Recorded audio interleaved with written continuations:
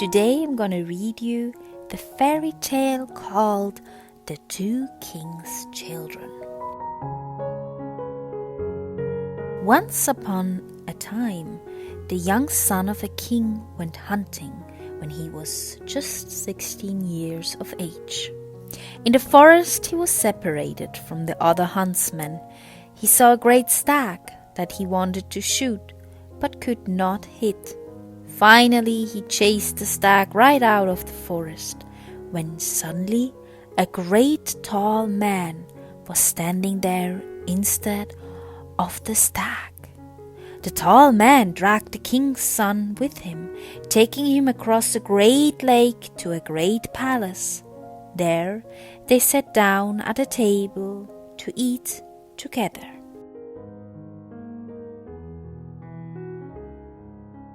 When they had eaten, the great tall man said, "I am a king, and I have a daughter. You must keep watch over her for one night, from 9 in the evening till 6 in the morning. Every time the clock strikes, I will come and call, and if ever you give me no answer tomorrow morning, you will be put to death. But if you always give me an answer, you and she will marry." When the young pair went to the bedroom, a stone image of Saint Christopher stood in it, and the tall king's daughter said to it, "My father will come at 9 o'clock, and every hour thereafter. Every time he calls, you will answer him instead of the king's son." The stone image of Saint Christopher nodded its head quite quickly, and then more and more slowly, till at last it stood still. The king's son lay down on the threshold, put his hand under his head, and slept.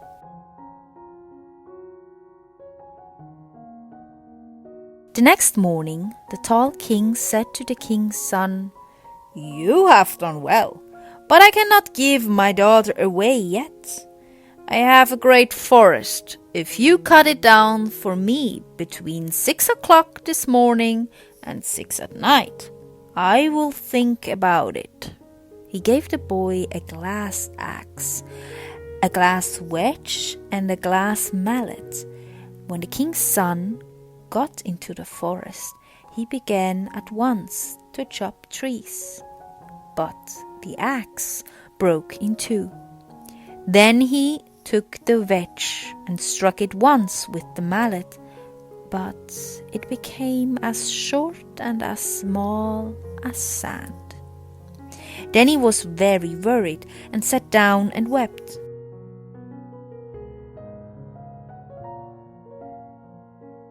At noon, the tall king's daughter took the boy something to eat. She asked him how he was getting on. "Oh," he said, "I am getting on very badly." Then she said he should come and just eat a little. "No," said he, "I cannot do that. I will die soon, so I will eat no more." But she spoke so kindly to him that he came and ate something. Then she said, "I will comb your hair a while, and then you will feel happier." So she combed his hair, and he became weary and fell asleep. She took her handkerchief, made a knot in it, and struck it 3 times on the earth, saying, "Earth workers, come forth." Many little men of the earth emerged and asked what the king's daughter commanded. Then she said, "In 3 hours' time, the great forest must be cut down and the whole of the wood laid in heaps." So the little men of the earth got together the whole of their large families to help them with the work. They began at once, and when the 3 hours were over, it was all done. When the king's son awoke, he was delighted, and the tall king's daughter said, "Come home when it has struck 6 o'clock."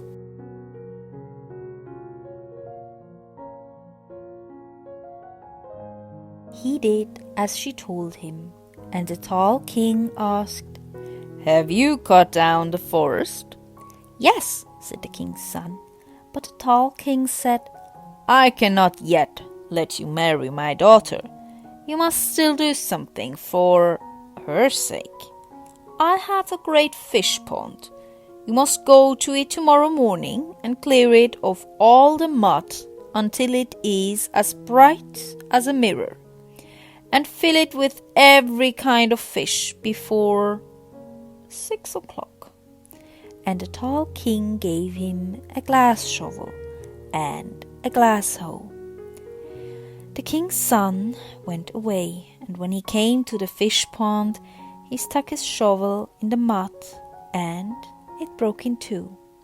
Then he stuck his hoe in the mud and broke it as well. Then he was very worried. At noon, the tall king's daughter brought him something to eat and asked him how he was getting on. The king's son said everything was going very badly for him, and he would certainly lose his head in the morning. "My tools have broken to pieces again." "Oh," said she, "you must just come and eat something, and then you will be in another frame of mind." At last he came and had some bread. Then she combed his hair again, and he fell asleep. So once more she took her handkerchief, tied a knot in it, and struck the ground 3 times with the knot, saying, "Earth workers, come forth." In a moment a great many little men of the earth came and asked what she desired, and she told them that in 3 hours' time they must have the fish pond entirely cleaned, so clear that people could see themselves reflected in it, and every kind of fish must be in it. The little men of the earth summoned their family and friends to help them, and in 2 hours it was done.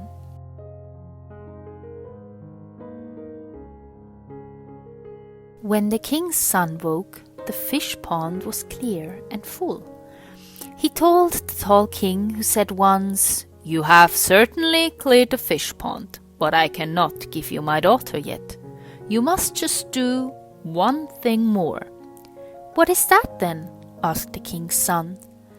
The tall king said he had a great mountain on which there was nothing but briars that must all be cut down, and at the top of it the boy must build a great castle, which must be stronger than he could imagine and full of beautiful furniture.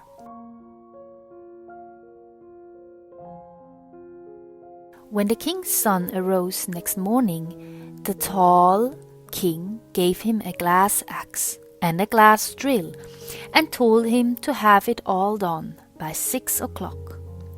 As the boy was cutting down the first briar with the axe, it broke off short, and the drill also broke.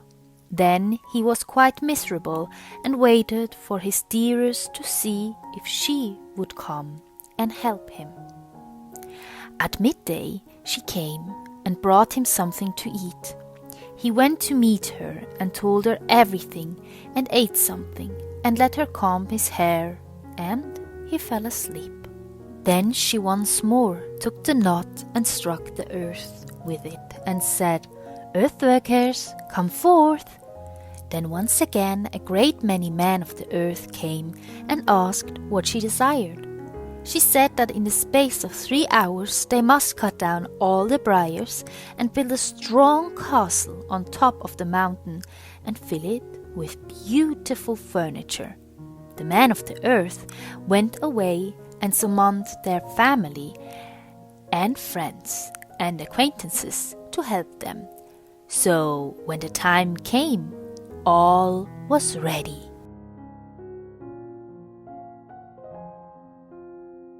When the king's son woke and saw everything done, he was happy as a bird in air. But the tall king still said, "I cannot give away my daughter yet." Then the king's son and the tall king's daughter felt troubled and had no idea what to do. They ran away together that night. When they had got a little distance away, the tall king's daughter peeped around and saw her father following them. She said, "Oh, my father is behind us and will take us back with him. I will change you into a briar and myself into a rose, and I will shelter myself in the middle of all your branches." When her father reached them, there stood a briar with one rose on it. He reached to pick the rose, but a thorn pricked his finger. Frustrated, he went home again. His wife asked why he hadn't brought their daughter back. He said he had nearly caught up with her, but that all at once he had lost sight of her, and a briar with one rose was growing on the spot. Then the queen said wisely, "If you had picked the rose, the briar would have been forced to come too." So he went back again, but the two were already far over the plain. So the tall king ran on after them. His daughter once more looked round and saw her father coming and said, "Oh, what shall we do now? I will instantly change you into a church and myself into a priest, and I will stand up in the pulpit and preach." When the king got to the place, there stood a church, and in the pulpit was a priest preaching.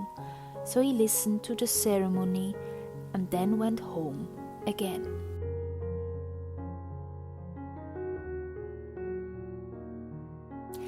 The queen asked why he had not brought their daughter with him, and he said, "I ran after her for a long time, and just as I thought I would soon overtake her, a church was standing there and the priest was in the pulpit preaching."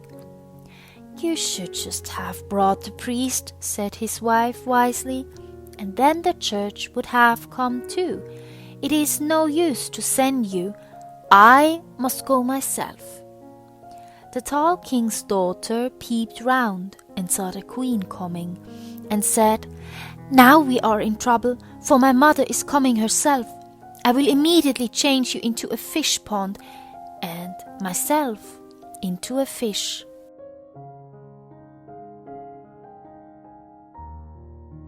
When her mother came to the place, there was a large fish pond, and in the middle of it a fish was leaping about and peeping out of the water quite merrily. The mother wanted to catch the fish, but she could not. Then she was very angry and drank up the whole pond in order to catch the fish. But it made her so ill that she was forced to vomit it all out again. Then she said, "I see very well that nothing can be done now. You might as well stop your disguising." They did, and the queen gave her daughter 3 walnuts, saying, "These will help you when you are in greatest need."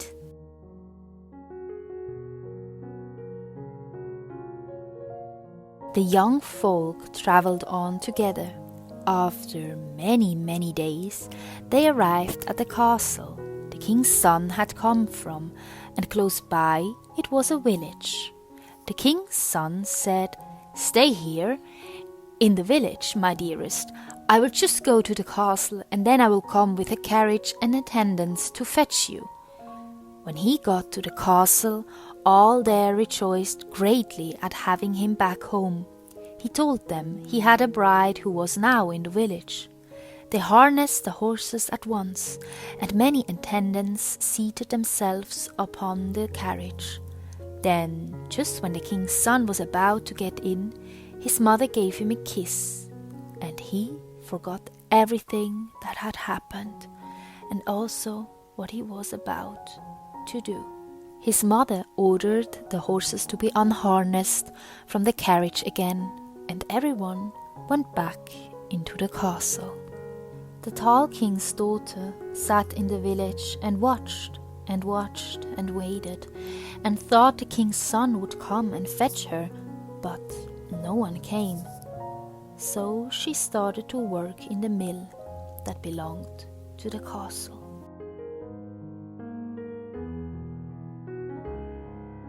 A long time passed, during which the girl worked for the miller honorably and faithfully. In the meantime, the queen had found a wife for her son from a distant part of the world. They were to be married as soon as the bride arrived. Many people gathered to see the wedding. The tall king's daughter asked the miller if she could go too, and the miller said yes. When she was about to go, the tall king's daughter opened one of the 3 walnuts her mother had given her, and a beautiful dress lay inside it. She put it on and went into the church and stood by the altar. The bride and the bridegroom came in and seated themselves in front of the altar. When the priest was going to bless them, the bride peeped half round and saw the girl standing there. Then the bride stood up and said she would not be married until she had a dress as beautiful as the one worn by that lady there. They asked the girl from the mill whether she would sell her dress. No, she would not sell it, but she said the bride might perhaps earn it. The bride asked how. The tall king's daughter said that she wanted to sleep one night outside the king's son's door. If she could do that, the bride could have what she wanted.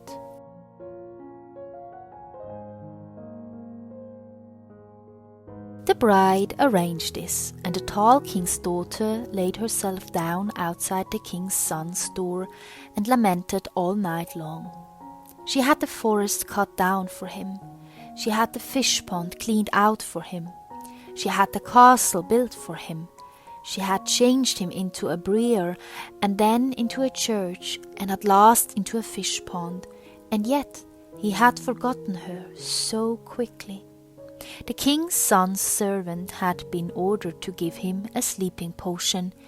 He slept so heavily he did not hear one word of the lament. But the servant heard it and wondered what it meant.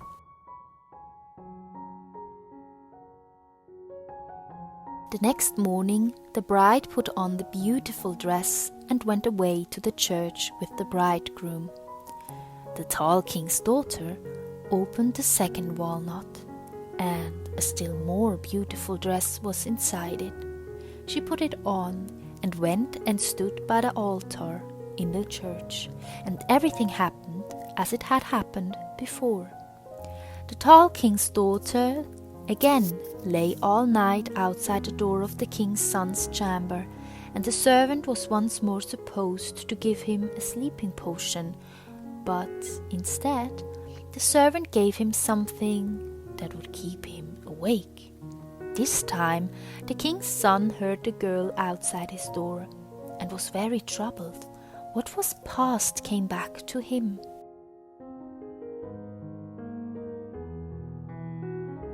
The next morning he went at once to his beloved, the tall king's daughter, and explained everything that had happened to him, and begged her not to be angry with him for having forgotten her.